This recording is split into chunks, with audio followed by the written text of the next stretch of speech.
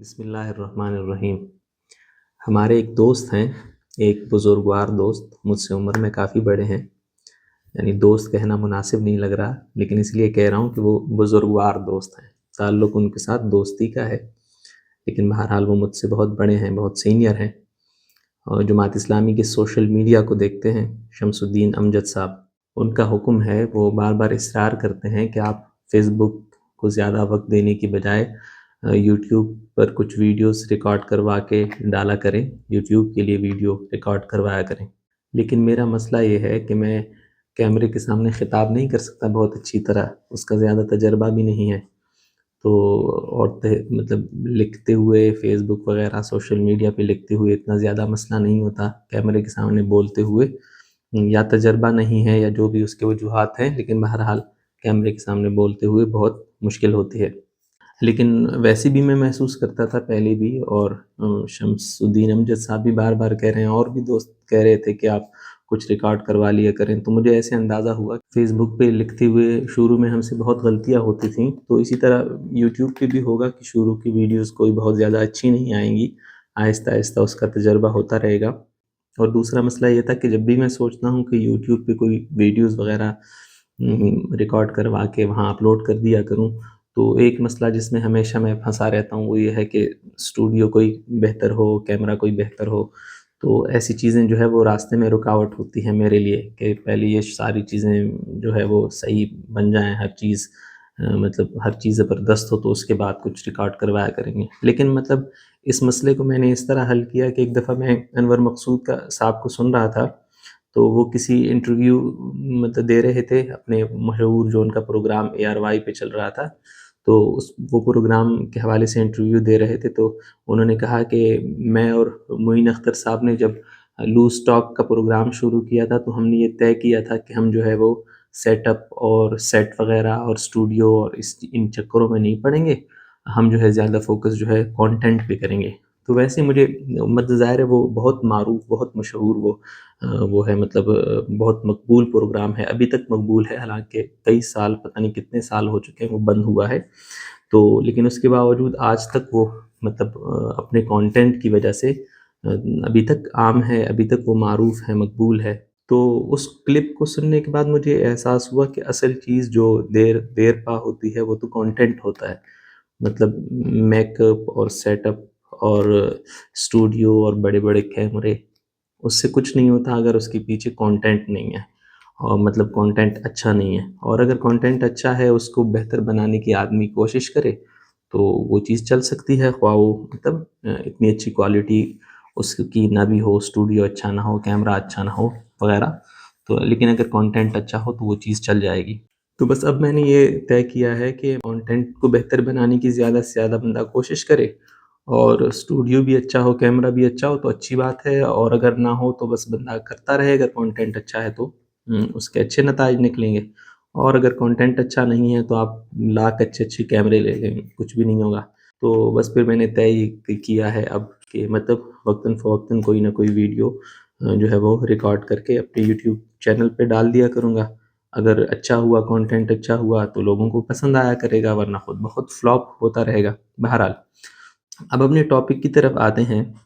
اگر کوئی آدمی اس بات پر یکسو ہے، وہ اس بات پر مطمئن ہے کہ اسلامی نظام جو ہے، یا اسلام جو ہے، دین جو ہے، رسول اللہ صلی اللہ علیہ وسلم کا لایا ہوا نظام جو ہے، اس میں اس کے لیے، اس کی ذات کے لیے خیر ہے، اس کے معاشرے کے لیے خیر ہے، اجتماعیت کے لیے خیر ہے، اور اس میں بہت ساری برکتیں ہیں جو وہ سمیٹ سکتا ہے، جو اس کا معاشرہ سمیٹ سکتا ہے، جو اس کی پوری ارد گرد پوری انسانیت سمیٹ سکتی ہے، تو لامحالہ اس کے لیے یہ ضروری ہوگا کہ وہ اس کے لیے کوشش کرے گا کہ وہ نافذ ہو، وہ مطلب برپا ہو، وہ دین، وہ اجتماعی زندگی میں اور انفرادی زندگی میں ہر طرف اس دین کی برکتیں نظر آئیں۔ اس پر خیر کسی اور وقت بھی بات ہو سکتی ہے کہ فرد جو ہے وہ اس پر بہت گہرا اثر اجتماعیت کا ہوتا ہے،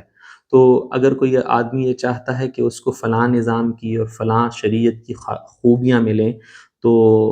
وہ ضروری مطلب اپنے ارد گرد بھی اسی نظام کو رائج کرنے کی کوشش کرے گا، کیونکہ نظام کا اتنا گہرا اثر ہوتا ہے کہ اس کے مقابلے میں انفرادی حیثیت سے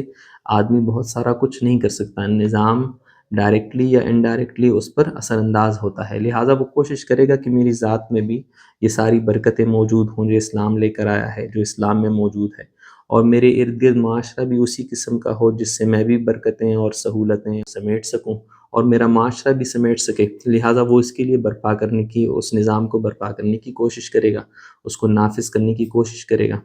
یہ جو اپنی پوری زندگی میں اسلام کو نافذ کرنا ہے، پوری زندگی میں دین کو نافذ کرنا ہے یا دین کی برکتوں کو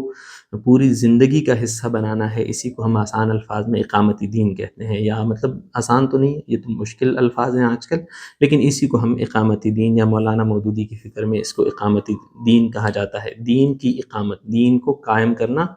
زندگی کے ہر حصے میں، ہر پہلو میں، ذات سے لے کر انفرادی حیثیت سے لے کر اجتماعی حیثیت تک، معاشرے میں اور حکومت میں اور حکومت کے ہر ادارے میں وغیرہ، یعنی ہر جگہ دین کا جو حصہ ہے اس میں دین کو نافذ کرنا، دین کو قائم کرنا، دین کو بالادست بنانا، اسی کو کہتے ہیں اقامتی دین. لیکن جو آدمی اس جد و جہد میں پہلا قدم رکھنا چاہتا ہے، جو آدمی اس جد و جہد کا حصہ بننا چاہتا ہے، اس کے لیے کچھ ضروری شرطیں ہیں. مولانا مودودی نے بھی اس پہ بہت ساری بحث کی ہے مختلف کتابوں میں، اور اس کے علاوہ بھی اقامتی دین پر جن لوگوں نے لکھا ہے انہوں نے اپنے اپنے انداز سے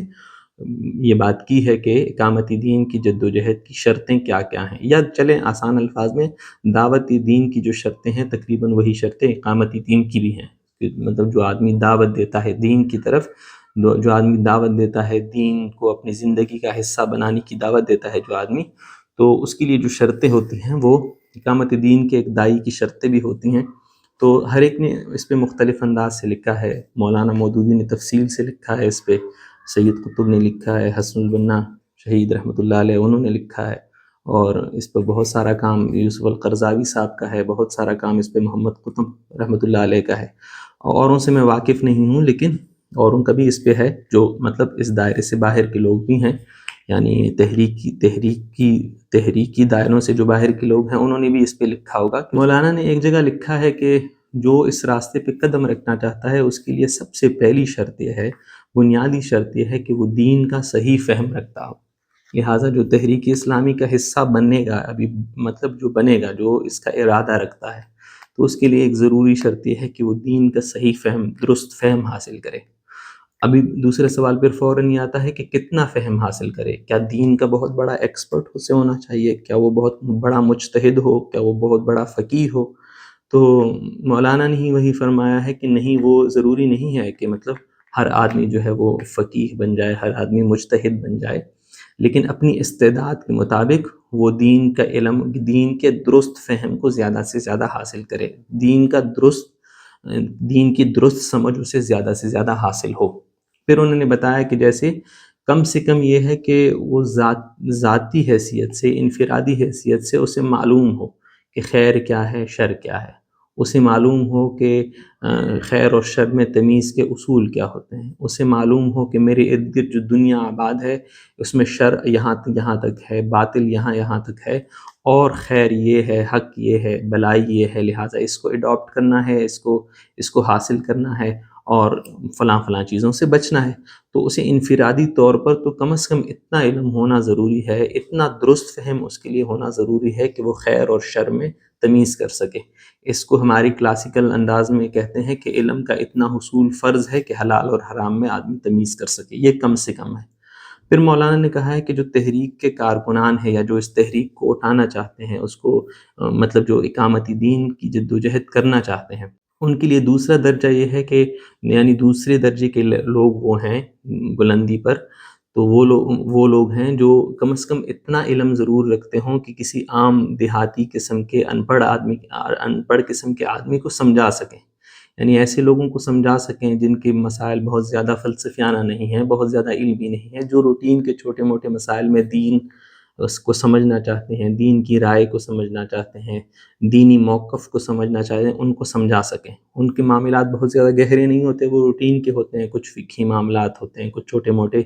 مطلب دیہاتوں کی سطح پہ کچھ نہ کچھ معاملات ہوتے ہیں، کچھ عقائد کے بہت بنیادی مسائل ہوتے ہیں، وہ انہیں سمجھا سکے. پھر اس میں شرط ظاہر یہ ہے کہ وہ دل نشین انداز سے ان کے لیول پر انہیں سمجھا سکے. تو دوسرے لیول پہ یا مطلب دوسری بلندی پہ ایسے لوگ ہیں. ایک بالکل ذاتی حیثیت سے جو جانتے ہوں صحیح فہم، اس سے بلند وہ لوگ ہیں جو کم از کم اوروں کو سمجھا سکتے ہوں، لیکن اور بھی بہت بڑے دماغوں والے فلسفی ٹائپ کے لوگ نہیں، اور عام لوگوں کو اور عام دیہاتی ان پڑھ لوگوں کو وہ ان کے معاملات میں رہنمائی کر سکیں، وہاں ان کو دین کا صحیح فہم پہنچا سکیں. تو یہ دوسرا لیول ہے. تیسرا لیول ان لوگوں کا ہے جن کو مولانا نے کہا ہے کہ جو بہت ذہین لوگ ہیں، ان ذہین لوگوں کو چاہیے کہ وہ مطلب حق کو اور باطل میں تمیز کر سکیں. ان ذہین لوگوں کو چاہیے کہ وہ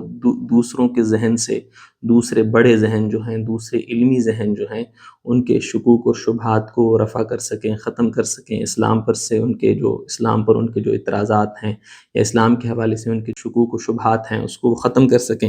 اور اس کے علاوہ یہ ہے کہ زندگی کے جو مختلف مسائل ہیں، زندگی کے مختلف معاملات ہیں، اس میں بتا سکیں کہ اسلام کے مطابق رائے کون سی ہے، اسلام سے قریب ترین رائے کون سی ہے، یا اسلام اس کو کس نظر سے دیکھتا ہے، ان معاملات کو، ان نئی چیزوں کو، ان نئی چیزوں پر اسلام کا موقف کیا ہو سکتا ہے. یعنی ان کی صلاحیت یہ ہوتی ہے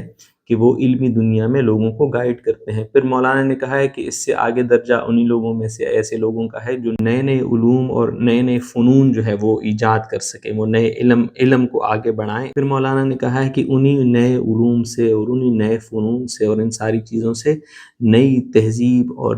نئے تمدن کی عمارت کھڑی ہوگی. لہٰذا وہ اس میں بہت کام آئیں گے کہ وہ اسلام کی بنیاد پر، مسلمانیت کی بنیاد پر نئی تہذیب اور تمدن کی بنیاد رکھ سکیں اور اس کی عمارت اٹھا سکیں. اس کے ساتھ ساتھ مولانا نے یہ کہا ہے کہ ان میں اتنی تنقیدی بصیرت ہونی چاہیے، ان میں اتنا تنقیدی مادہ ہونا چاہیے کہ وہ اپنی ارد گرد دنیا کا تنقیدی نظر سے جائزہ لے سکیں اور بتا سکیں کہ اس میں کیا کچھ غلط ہے، کیا کچھ صحیح ہے، کون سی چیزیں اخذ کرنی چاہیے، کون سی اخذ نہیں کرنی چاہیے.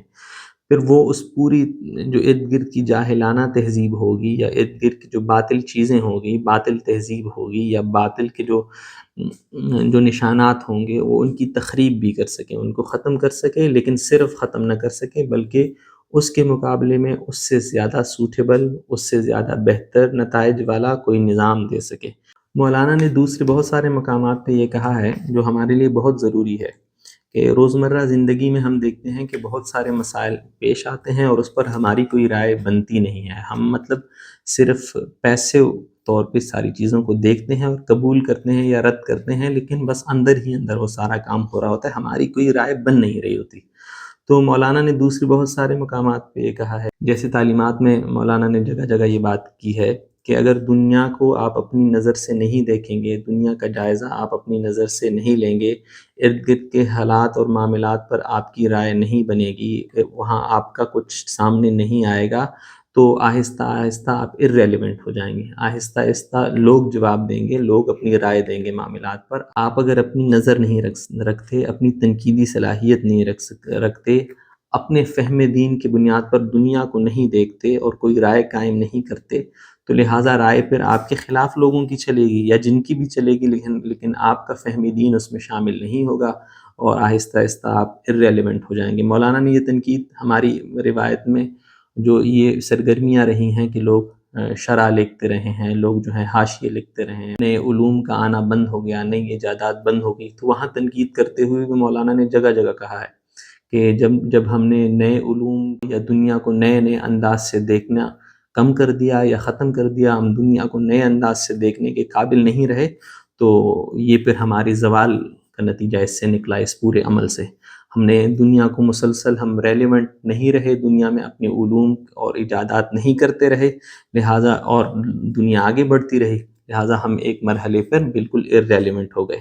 بالکل ایسی ہی ہے، مطلب تحریکی اسلامی تحریکیں بھی ایسی ہیں کہ اگر وہ ارد گرد کی دنیا، ارد گرد کے معاملات، ارد گرد کے بڑے بڑے مسائل پر اپنی کوئی رائے نہیں دیں گے، لوگ ڈریں گے رائے دینے سے، یا لوگ اتنی علمی صلاحیت نہیں رکھیں گے کہ وہ رائے کوئی دیں،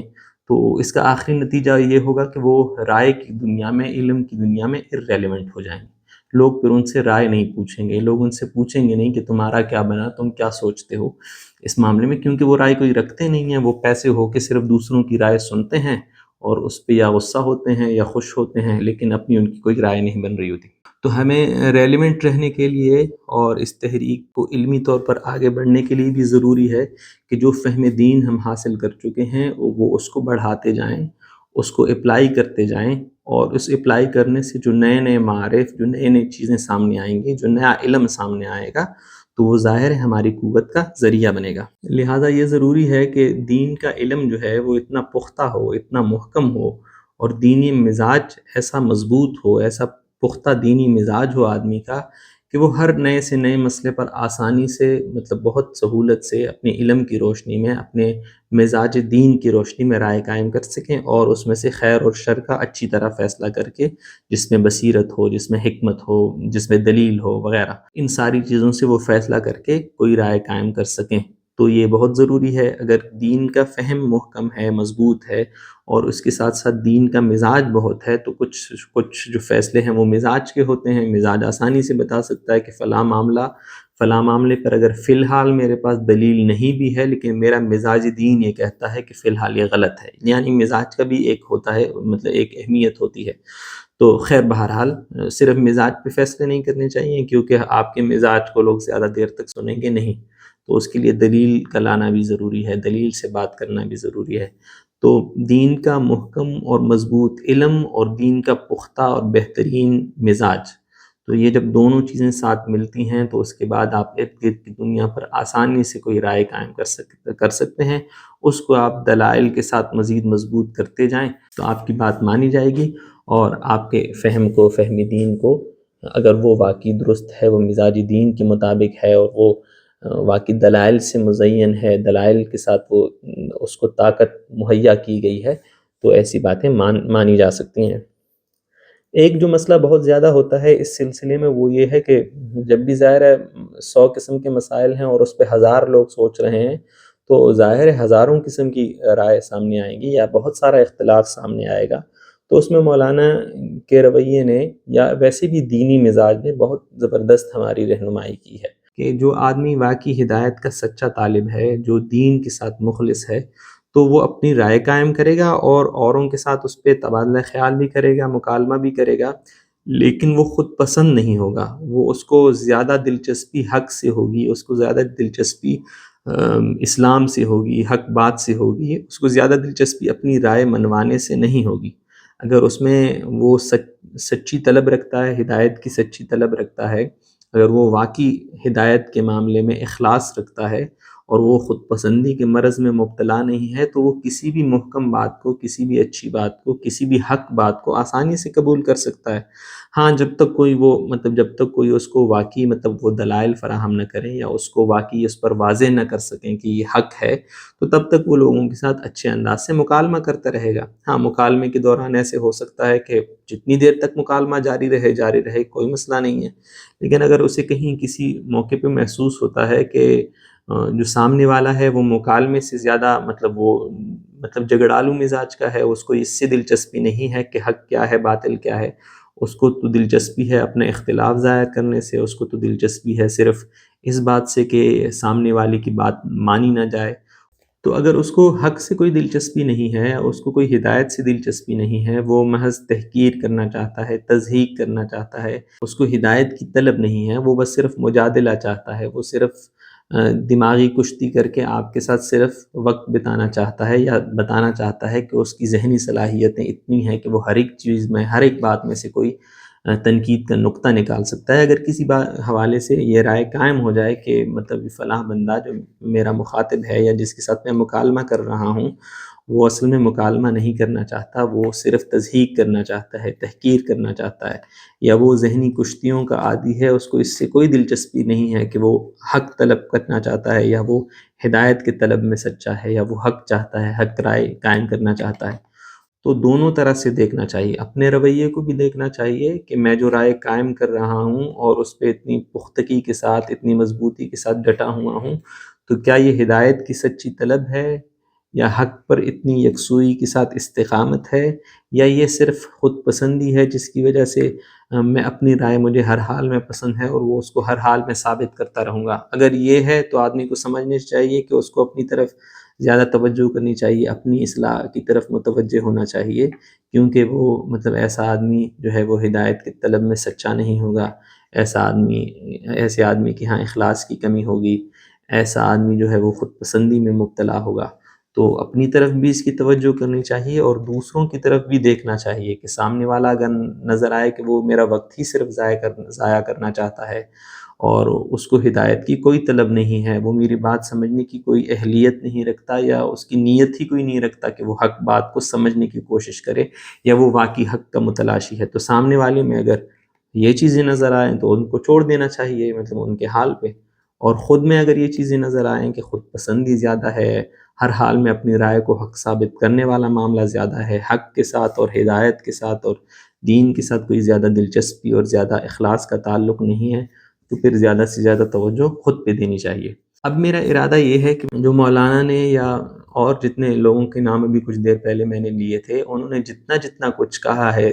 اقامت دین کی جد و جہد کے لیے جو شرائط ہیں یا داعی کے جو اوصاف ہیں، اس پہ لوگوں نے جتنا جتنا کچھ لکھا ہے اس کو وقتاً فوقتاً اس طرح چھوٹے چھوٹے کلپس میں وہ مطلب میں ریکارڈ کروا لیا کروں اور آپ کے سامنے شیئر کروں گا. تو یہی چیزیں فی الحال مجھے اچھی طرح آتی ہیں. اس سے اتنا ہو سکے گا کہ کیمرے سے جو جھجک ہے، خوف ہے، یہ میرا ختم ہو جائے گا. تو جب ایک دفعہ سہولت ہو جائے، کیمرے کے ساتھ انٹریکٹ کرتے ہوئے مجھے سہولت ہو جائے، تو پھر انشاءاللہ اس کے بعد جو ذہن میں اور بہت ساری باتیں آتی ہیں وہ بھی انشاءاللہ شیئر کریں گے. وآخر دعوانا ان الحمد للہ رب العالمین.